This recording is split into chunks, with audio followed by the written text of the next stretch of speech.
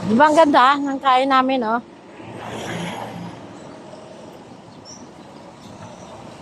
Ako, ito yung mga adobong baboy at saka gulay na langka.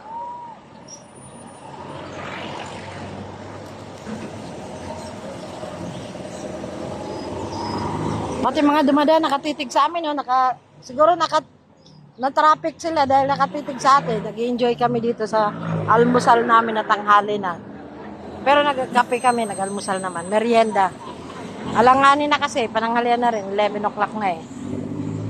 Makatawid kami dito, alas 10. Nagasolina pa kami.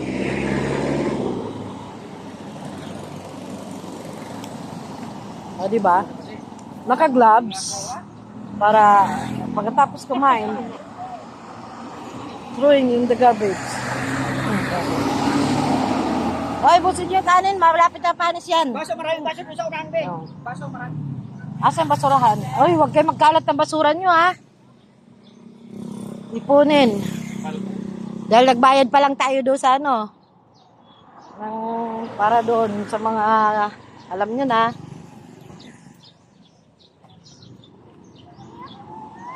Ah. Wala ka eh. Oh, ubo.